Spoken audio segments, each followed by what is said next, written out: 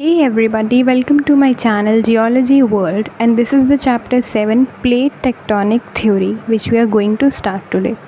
इस चैप्टर में हम पढ़ेंगे कि जो प्लेट्स होते हैं, जो अर्थ क्रस्ट के ऊपर प्लेट्स जो फॉर्म्ड होते हैं वो कैसे मूव करता है और उनके थ्रू हमारे अर्थ पे लैंड फॉर्म्स कैसे बनते हैं। जो माउंटेन्स, प्लेट्यूज, प्लेन्स, ये सभी और ओशंस भी प्लेट्स की वजह से ही बनते हैं।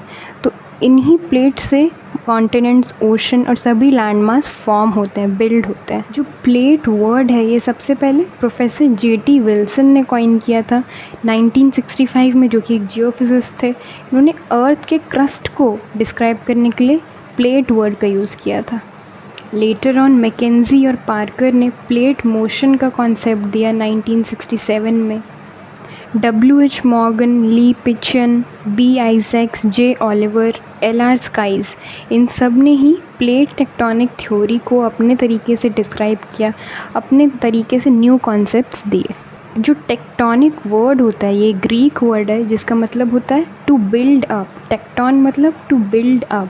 तो वो प्रोसेस जिससे सारे लैंडफॉर्म फीचर्स अर्थ के क्रस्ट पे बिल्ड होते हैं उसी को टेक्टोन बोलते हैं या टेक्टोनिक बोलते हैं। ये एक्सप्लेन करते हैं कि फोल्ड माउंटेन्स कैसे बनते हैं, वॉल्केनोज कैसे होता है, अर्थक्वेक कैसे होता है, जो ओशन के अंदर रिजेस और ट्रेंचेस होते हैं वो कैसे आते हैं, जो अर्थ के अराउंड हार्ड या रिजिड जो शेल जैसा स्ट्रक्चर होता है उसी को टेक्टोनिक प्लेट्स बोलते हैं। कुछ प्लेट्स बहुत बड़ी होती हैं और कुछ प्लेट्स थोड़ी छोटी होती हैं। पैसिफिक ओशन प्लेट जो कि बहुत बड़ा प्लेट है और फिजी प्लेट जो कि छोटा प्लेट है। और ये जो प्लेट है ये बेसिकली अर्थ का क्रस्ट है जो कि मैंटल के ऊपर, जो कि हॉट है और लिक्विड फॉर्म में है, उसके ऊपर फ्लोट कर रहा है। और हमने पढ़ा है कि 10 सेंटीमीटर्स पर ईयर इसका मूवमेंट होता है, ये अपनी जगह से डिस्प्लेस होता है प्लेट्स। और इन्हीं प्लेट्स के मूवमेंट को कॉन्टिनेंटल ड्रिफ्ट थ्योरी भी बोलते हैं, जो कि हम पढ़ चुके हैं। टेक्टोनिक प्लेट्स का स्ट्रक्चर कैसा होता है, वो कैसे दिखता है। जो टेक्टोनिक प्लेट्स होते हैं वो बेसिकली अर्थ का क्रस्ट ही होता है या लिथोस्फेयर ही होता है, तो इसलिए इन्हें लिथोस्फेरिक प्लेट्स भी बोला जाता है। और जब अर्थ का ये प्लेट्स जो है मूव करते हैं तो ये अपने साथ लिथोस्फेयर को भी लेके चलते हैं। तो अर्थ का जो लिथोस्फेयर है ये टेक्टोनिक प्लेट्स के ऊपर ही एम्बेडेड है। जो अर्थ की प्लेट्स होती हैं वो 70 to 150 किलोमीटर्स तक थिक होती है, पर ये थिकनेस हर जगह इवन नहीं होता है। कहीं कहीं तो 8 किलोमीटर्स थिक होती है, कहीं पे 200 किलोमीटर्स तक, तो कहीं ज़्यादा कहीं कम होता है। ना प्लेट्स के नीचे या क्रस्ट के नीचे कह लो एक जो लेयर होता है मैंटल का, उसे एस्थेनोस्फेयर बोलते हैं, जिसका temperature 1300 degree Celsius to 2000 degree Celsius होता है। Generally there are 7 plates on the earth, जो कि 7 कॉन्टिनेंट्स हैं, वही 7 मेजर प्लेट्स हैं। नॉर्थ अमेरिका प्लेट है, South America plate, Eurasian plate जिसमें यूरोप और एशिया के पार्ट्स आते हैं, अफ्रीकन प्लेट है, इंडो ऑस्ट्रेलियन प्लेट है, एंटार्क्टिक प्लेट है और पैसिफिक प्लेट है। तो ये सारे प्लेट जो है ये तो मेजर है, पर माइनर प्लेट्स जो है वो बहुत सारे हैं। एक पैसिफिक प्लेट ही है जो ओशनिक प्लेट है, बाकी सारे कॉन्टिनेंटल प्लेट्स हैं। Plates and their interactions. When plates move on the mantle, the asthenosphere, they interact with each other. वो एक दूसरे के करीब भी आते हैं, कई बार स्लाइड होके गुजर जाते हैं, एक दूसरे से टकराते भी हैं। तो इसी वजह से 3 टाइप के प्लेट बाउंड्रीज फॉर्म होते हैं। पहला तो है डाइवर्जेंट, जहाँ पे एक दूसरे से अलग हो जाते हैं प्लेट्स। दूसरा है कन्वर्जेंट, जहाँ पे एक दूसरे के पास आ जाते हैं।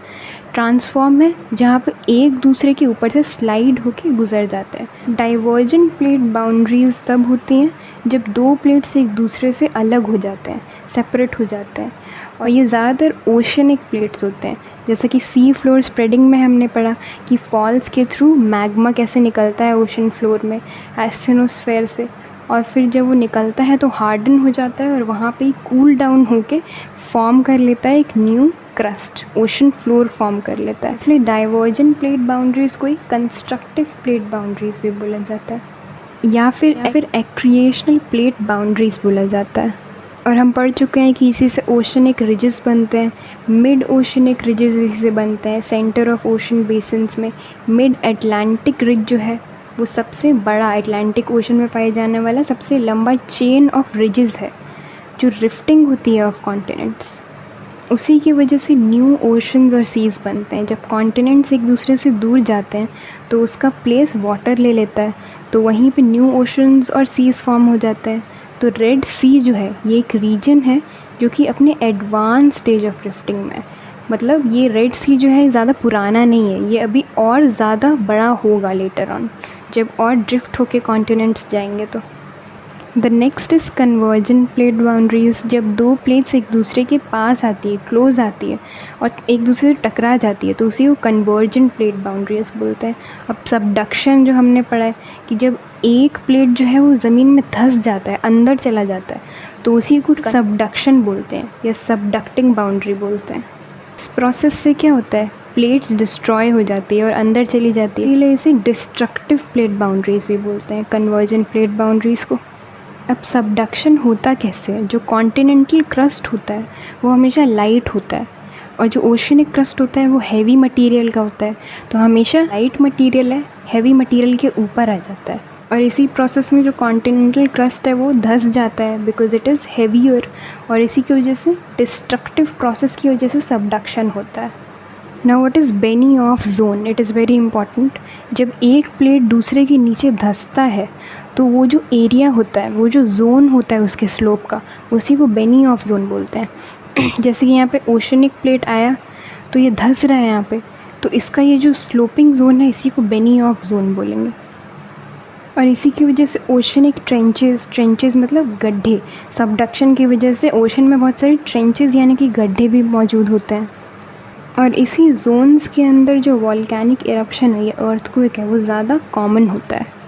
अब सबडक्शन का ह्यूज रोल है in the formation of mountains, specially fold mountains. जो पेरू ट्रेंच है उसकी वजह से एंडीज़ माउंटेन फॉर्म हुए थे, तो ये एक बहुत बड़ा एग्जाम्पल है।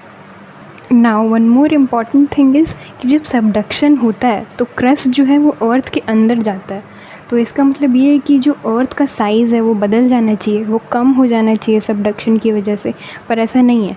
ऐसा इसलिए नहीं है कि जो ओशनिक रिजेस होते हैं उनसे क्रस्ट का फॉर्मेशन होता है और उतना ही क्रस्ट जो है वो घट जाता है सबडक्शन की वजह से। तो ये जो सेम अमाउंट ऑफ घटना बढ़ना होता है, इससे अर्थ का शेप भी सेम रहता है, वो बदलता नहीं है कभी। नाउ सबडक्शन के क्या क्या इफ़ेक्ट्स होते हैं, क्या क्या फॉर्म होता है सबडक्शन की वजह से। As I said, powerful earthquakes या वॉल्केनिक इरप्शंस भी होते हैं सबडक्शन की वजह से। दूसरा है कि माउंटेन रेंज भी फॉर्म होते हैं, फोल्ड माउंटेन्स, जैसे कि कैलिफोर्निया में सबडक्शन की वजह से एक large range of coastal mountains form हुए। तीसरा, जब इंडो ऑस्ट्रेलियन प्लेट और यूरेशियन प्लेट एक दूसरे से टकराए थे तो उसके वजह से बहुत सारे सीरीज़ ऑफ माउंटेन्स फॉर्म हुए थे, जो कि हिमालयाज़ हैं और टिबेटन प्लेट्यू भी जिसे हम कहते हैं, और इन्हें फॉर्म होने में 40 मिलियन ईयर्स लगे, हिमालयाज़ को और टिबेटन प्लेट्यू को फॉर्म होने में। Next is transform plate boundaries. ये वो प्लेट बाउंड्रीज़ होती हैं जहाँ पे जो दो प्लेट्स हैं वो एक दूसरे से स्लाइड कर जाते हैं, हॉरिजॉन्टली एक दूसरे से स्लाइड होके गुजर जाते हैं, तो इससे ना लिथोस्फेयर डिस्ट्रॉय होता है ना क्रिएट होता है, इसलिए इन्हें कंजर्वेटिव प्लेट बाउंड्री बोला जाता है। कैलिफोर्निया यूएसए में जो सैन एंड्रियस फॉल्ट है, यहाँ पर भी अर्थक्वेक्स हुए हैं ट्रांसफॉर्म प्लेट बाउंड्रीज़ होने की वजह से। ये जो सैन एंड्रियस फॉल्ट है, ये एक फॉल्ट है जो कि दो बड़े प्लेट्स, नॉर्थ अमेरिका प्लेट और पैसिफिक प्लेट के बीच में लाई करता है, तो this is an important fault और इम्पॉर्टेंट बाउंड्री।